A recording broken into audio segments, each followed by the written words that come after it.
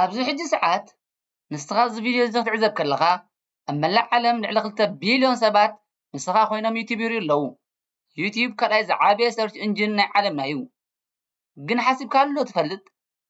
ሓደ ቪድዮ ኣፕሎድ ምስ ኮነ ኣብ ውሽጢ ሓደ ሰከንድ እንታይ እዩ ዘጋጥም? እዚ መሳርሒ እዚ ከመይ ገይሩ እዩ ካብቲ ንስኻ ንገዛ ርእስኻ ትፈልጣ ንላዕሊ ንዓኻ ዝፈልጠካ? ሰላም ክቡራት ተኸታተልቲ መደባት ቤት ተዛነ ሎሚ ንተዓዘብቲ እዚ ጠቃምን ሂወትኩም ብጭቡጥ ክቅይር ዝኽእልን ዩቲዩብ ብንጪ ኣታዊኹም ክትገብርዎን እትደልዩ ድማ እኹል ሓበሬታን ኣፍልጦን ክህበኩም ዝኽእል ኣብዚ እዋን እዚ ኣዝዩ ኣገዳሲ ዝኾነ ኣርእስቲ ሒዝና ቀሪብና ኣለና። ናብቲ ድሕሪ ስክሪን ዘሎ ምስጢራዊ ዓለም ቴክኖሎጂ ዩቲዩብ እንቋዕ ብደሓን መፃእኹም። ካብ ሎሚ ጀሚርና ድማ ብተኸታታሊ ነዚ ርእሲ እዚ ካብ ኣሰራርሓ ዩቲዩብ ጀሚርና ክሳብ ከመይ ጌርካ ብዩቲዩብ ኣታዊ ትረክብን ዩቲዩብ እንታይ እንተሰሪሕካዩ ዝለዓለ ኣታዊ ዝህበካን ብዝርዝር ክንሪኦ ኢና። ክሳብ መወዳእታ ምሳና ክትፀንሑ እንዳዓደምና ንቻናልና ሓደስቲ ዝኾንኩም ሰብስክራይብ ከምኡ እውን ላይክ ሼር ጌርኩም ክትዕዘቡና ዘኻኽር ሰናይ ምክትታል። ምዕራፍ 1 እቲ ምስጢራዊ ሓንጎል ዘኣልጎሪዝም። ነዚ ክፋል እዚ ኣብ ሰለስተ ዓበይቲ ኣንቀጻት ከፊልና ብዝርዝር ክነቕርቦ ኢና። ካብ ምድላይ ናብ ምምራፅ The shift from search to discovery። ኣብ 2005 ዩቲዩብ ክጅምር ከሎ ሰባት ባዕሎም ዘልይዎ ፅሒፎም እዮም ዝረኽቡ ነይሮም። ሎሚ ግን 70% ካብቶም ሰባት ዝርእይዎም ቪድዮታት ባዕሉ እቲ ኣልጎሪዝም ዝመረፀሎም እዩ። ዩቲዩብ ክልተ ዓበይቲ ናይ ዲፕ ለርኒንግ ኒውራል ኔትወርክስ ሰብ ሰራሕ ኣእምሮታት ይጥቀም። እቲ ቀዳማይ መጻረዪ ካንዲዴት ጀነሬሽን ወይ ምምራፅ። ሓደ ሰብ ዩቲዩብ ክኸፍት ከሎ እቲ ቀዳማይ ኣእምሮ ኒውራል ኔትወርክ ካብቶም ዘለዉ ቢልዮናት ቪድዮታት ተበጊሱ ናይ ተጠቃሚ ዲጂታል ፉትፕሪንት ወይ ታሪክ ይፍትሽ። እቶም ዝፍተሹ ምስጢራት ቀዳማይ ዎች ሂስትሪ፣ ኣብ ዝሓለፉ ሰዓታት እንታይ ርእዩ? ካልኣይ ሰርች ሂስትሪ፣ ኣብ ዝሓለፉ ሰዓታት ወይ ቀረባ ግዜ እንታይ ፈትሹ ወይ ደልዩ? ሳልሳይ ዲሞግራፊስ፣ ኣበይ ሃገር ኣሎ? ዕድሚኡ ክንደዩ? እንታይ ዓይነት መሳርሒ ቴሌፎን፣ ላፕቶፕ ወይ ቴሌቪዥን ይጥቀም ከም ዘሎን? በዚ መሰረት እቲ ኤኣይ ነቶም ቢልዮናት ቪድዮታት ኣፅቢቡ ናብ ሒደት ኣማኢት ወይ ካንዲዴትስ የውርዶም። እቲ ካልኣይ መጻረዪ ወይ ራንኪንግ ደረጃ ምሃብ። ሕጂ እቶም ኣማኢት ቪድዮታት ተፈልዮም ኣለዉ። እቲ ካልኣይ ኤኣይ ድማ ካብዘን ቪድዮታት ነየናይ ቅድሚት ክፈልዖ ከም ዘለዎ ይውስን። ነዚ ክውስን ከሎ ዝጥቀመሎም ሰለስተ ዓበይቲ መለክዕታት ኣለዉ። ቀዳማይ CTR ክሊክ ስሩ ሬት፣ እቲ ቪድዮ ን100 ሰባት ተራእዩ ክንደይ ሰብ ክሊክ ገይርዎ? እዚ ንምንታይ ታምብኔይልን ታይትልን ንህይወት ሓደ ቪድዮ ወሰንቲ ከም ዝኾኑ የርኤና። ካልኣይ AVD ኣቨሬጅ ቪው ዱሬሽን፣ ሓደ ሰብ ነቲ ቪድዮ ክሊክ ምስ ገበሮ ክንደይ ደቂቕ ፀኒሑ? 10 ደቂቕ ቪድዮ ሰብ 8 ደቂቕ እንተርእይዎ ኣልጎሪዝም እዚ ብሉፅ ቪድዮ እዩ ኢሉ ንብዙሕ ሰብ ፋሕ የብሎ። ሳልሳይ ዩዘር ሳቲስፋክሽን፣ ሰባት ላይክ ሼር ኮመንት ክገብሩ ከለውን ድሕሪ ቪድዮ ዝመፅእ ናይ ኳሊቲ ሰርቨይ ክመልኡ ከለውን እቲ ኤኣይ ዕግበት ይልክዕ። ምዕራፍ 2 እቲ ዲጂታላዊ ህንፃ ወይ ኢንፍራስትራክቸር። ሓደ ቪድዮ ናብ ሰርቪስ ክኣቱ ከሎ ዘሎ ጉዕዞ ነዚ መስል። ዩቲዩበር ቪድዮ ይፅዕን፣ እቲ ቪድዮ ድማ ናብ ጎግል ዳታ ሰንተር ይኸይድ ወይ ይኣቱ። ቀፂሉ መስርሕ ኢንኮዲንግ ይካየድ፣ ብመገዲ CDN ድማ ቪድዮ ናብ ተዓዘብቲ ዓለም ሙሉእ ይበፅሕ። እቲ ናይ ምስጋር መስርሕ ኢንኮዲንግ ኤንድ ትራንስኮዲንግ፣ ንስኻ ሓደ ናይ 5 ጂጋባይት ዓብዪ ቪድዮ ብ4K ሪዞሉሽን ክትፅዕኖ ከለኻ ዩቲዩብ ነቲ ቪድዮ ከም ዘለዎ ኣየቕምጦን እዩ። ምክንያቱ ኣብ ዓለም ኩሉ ሰብ ቅልጡፍ ኢንተርነት የብሉን።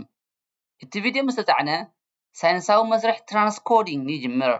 ዩቲዩብ ነቲ ቪድዮ ናብ ዝተፈላለዩ ዓቐናት 4K 1080 ፒክሰልስ 720 ፒክሰልስ 480p 360p and 140p የከፋፍሎ። ንሕና ክንሪኢ ከለና ኢንተርኔትና እንተተዳኺሙ ድማ እቲ ቪድዮ ከይተቋረፀ ናብ 360 ፒክሰል ዝቕይር በዚ ምክንያት እዩ።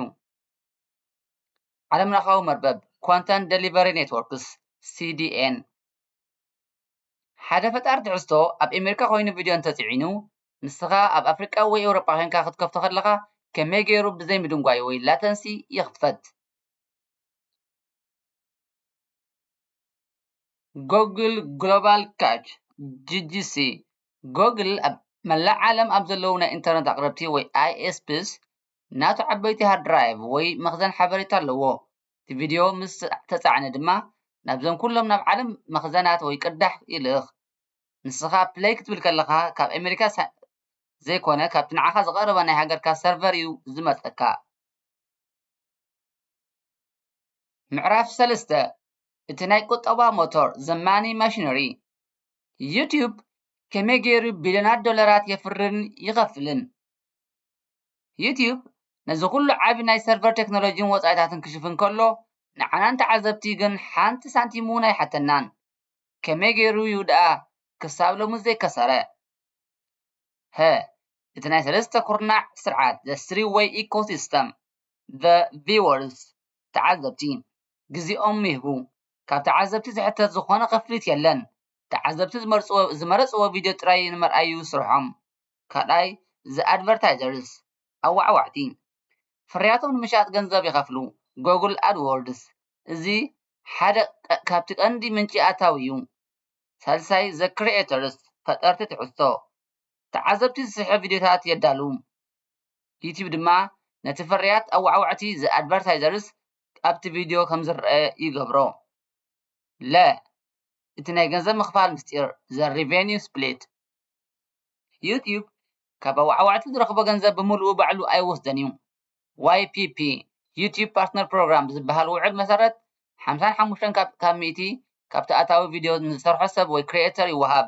45 ሚእታዊ ድማ ዩቲዩብ ንባዕሉ ይወስዶ። CPM ኮስት ፐር ሚለ ን revenue per million ኣብ ዩቲዩብ ንሽሕ ስራሕ ሽሕ ቪወርስ ዝኽፈል ገንዘብ ሓደ ዓይነት ኣይኮነን።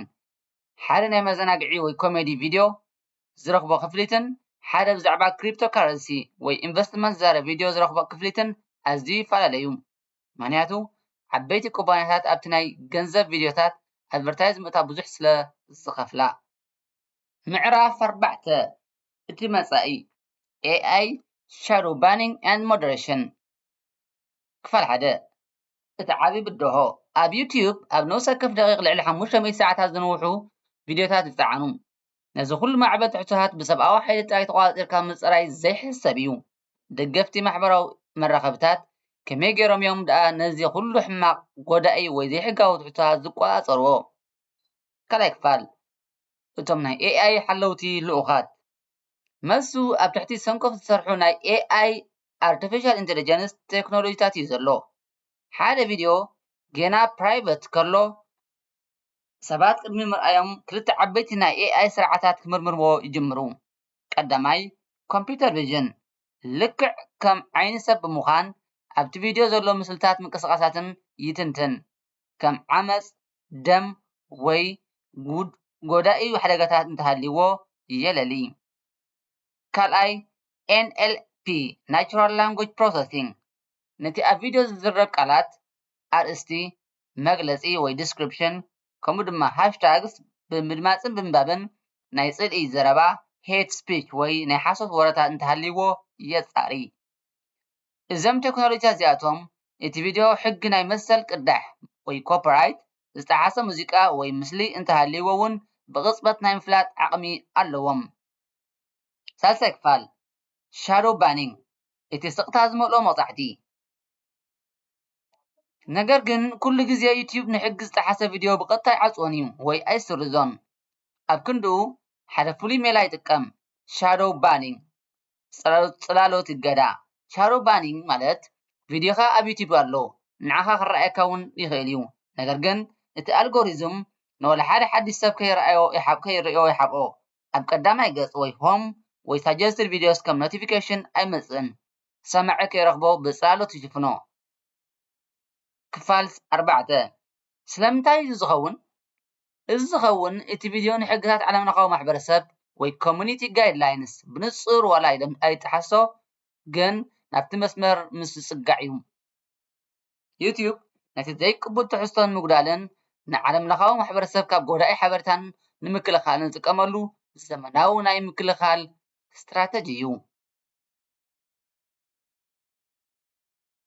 እቲ ዓቢ ምስጢርን መልእኽትን ዩቲዩብ ተራ ናይ ቪድዮታት መኽዘን ኣይኮነን። ንሱ ህይወትናን ባህልናን ቁጠባናን ዝቕይር ዘሎ ዓቢ ናይ ዘመናዊ ሳይንስ ውፅኢት እዩ። ንሕና ንቪድዮ ክንመርጽ ከለና ንሱ እውን ንዓና ይመርጸና ኣሎ። ኣብ መወዳእታ ትሕቶ ንስኻ ንዩቲዩብ ትጥቀመሉ ኣለኻ ወይስ ዩቲዩብ ንዓኻ ይጥቀመልካ ኣሎ? ነዚ ዓሚቕ ትሕዝቶ እዚ ክሳብ መወዳእታ ስለ ዝተኸታተልኩምና ቴንክ ዩ ሶ ማች። እዚ ቪድዮ እዚ ንብዙሓት ክበፅሕ ላይክ ምግባር ኣይትረስዑ። ኣብ ዝቐፅል ቪድዮ ድማ ዝርዝር ዩቲዩብ ከመይ ከም ዝኸፍልን ሙሉእ ኣሰራርሑን ሒዝናልኩም ክንመጽእ ኢና። ንስኹም ከ ብዛዕባ ናይ ቴክኖሎጂ መደብ ክነቕርበልኩም ትደልዩ? መልስኹም ኣብ ኮመንት ጻሓፉልና። ሰሰናዩ ቤት ተዛነ ዩቲዩብ ቻነል